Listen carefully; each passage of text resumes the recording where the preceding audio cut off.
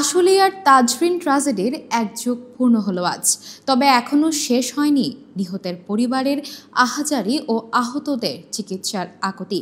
বিভিন্ন মাধ্যম থেকে পাওয়া সহযোগিতার কিছুটা স্বস্তি পেলেও আতঙ্ক কাটেনি শারীরিকভাবে অক্ষম হওয়া শ্রমিকদের। এখনও অনেকে দুর্বিষহ জীবন কাটাচ্ছেন।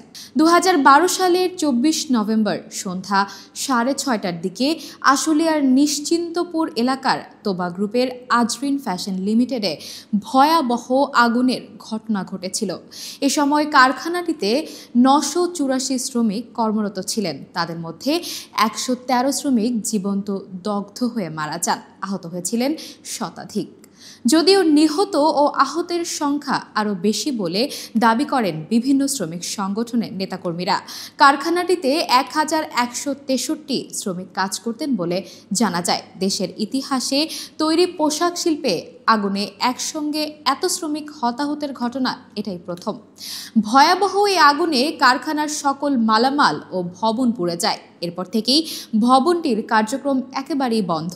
তবে জরাজীর্ণ 8তলা ভবনটি এখনো দাঁড়িয়ে আছে। ভবনটি নিয়ে আতঙ্কে রয়েছেন স্থানীয়রা। 12 বছর পূর্তি উপলক্ষে 24 নভেম্বরের এই দিনটিকে ঘিরে নিহত শ্রমিকদের স্মরণে কারখানাটির সামনে থাকবে নানা কর্মসূচি। 24 নভেম্বর 2012 আপনারা জানেন আসলে কি একটা ষড়যন্ত্র আগুনে আমাদেরকে তালা বন্ধ করে হাজারো শ্রমিকের প্রাণ নেয় এবং শত শত শ্রমিক আহত। তাদের মাঝে আমি একজন। স্বৈরাচার সরকার থাকতে আমাদের 3 দফা দাবি ছিল এবং পেশ চালাবে জানেন আমরা 3 মাস ছিলাম।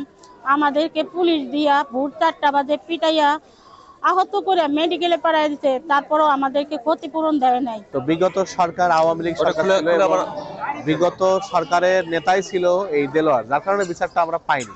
কিন্তু ওই যে বর্তমান যে সরকার ডাক্তার ইউনূস স্যার, উনি একজন ভালো মনের মানুষ।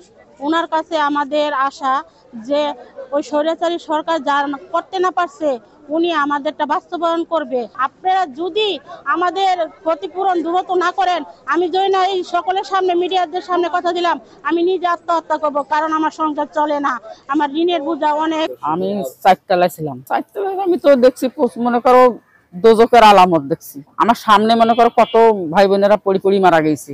জালি ফ্যান গুলো ভাঙি আমার সামনে ঝাঁপ দিয়েছে। আমি তো 4তলা থেকে মনে করো 2তলা ছাদে ঝাঁপ দিয়েছি জানলা ভাঙার পরে।